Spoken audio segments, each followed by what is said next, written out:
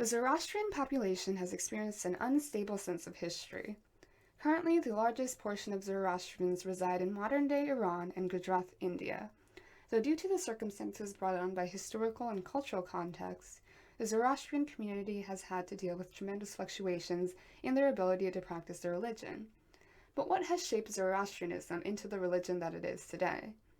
Since Zoroastrianism took its start in Persia, let's begin by looking here.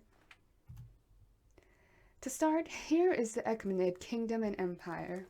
Here is where the early stages of Zoroastrianism emerged. Within this 200-year regime, several key figures emerged to help advance the Zoroastrian cause.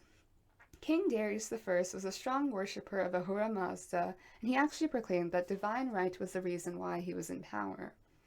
King Xerxes eliminated the worship of other deities and made Zoroaster's teaching the main focus of the empire. King Artaxerxes I declared Zoroastrianism as the official religion, but it's important to note that there was religious tolerance practiced towards other religions.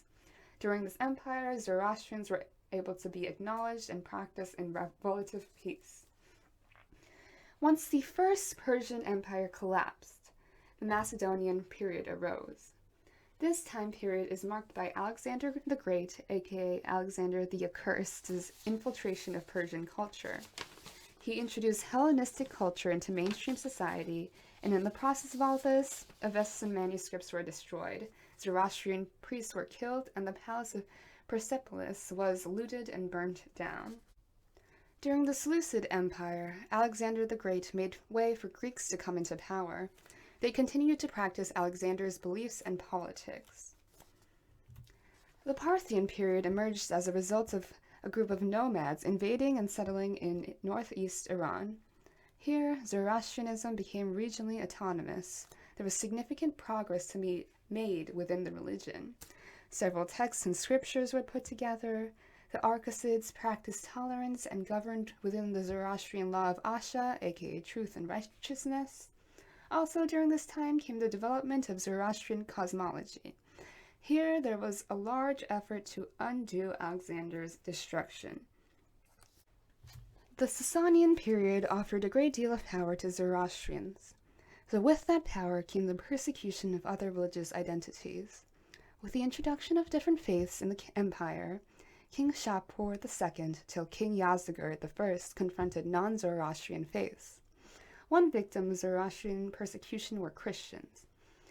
Christians refused to follow Zoroastrian purity laws, destroyed fire temples, and disobeyed the king to stop converting people into Christianity. As a result, many Zoroastrian priests used their political power to suppress Christians. In one violent case, King Yazdegerd I's son, King Bahram V, dragged out the dead who had been buried and scattered them under the sun.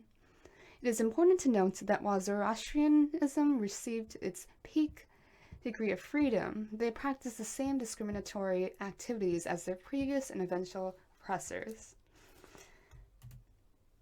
During the time of the death of Prophet Muhammad came the expansion of Islam to other parts of the Middle East. During the Islamic conquest, minority religions were faced with two options: convert or face the consequences. Real persecution began under the Abbasid Empire. Here, temples and fire shrines were completely destroyed. In addition, a tax or jizya was introduced to non-Muslims. Religions like Christianity and Judaism were protected, but Zoroastrian status got reduced to kafir or non-believers or untouchables. During this gruesome and awful persecution, those that didn't convert or want to endure the difficulties fled. While a minority group ended up surviving in present-day Iran, a group called the Parsis fled to India. The story goes that there were 5 conditions they had to agree to be let into India.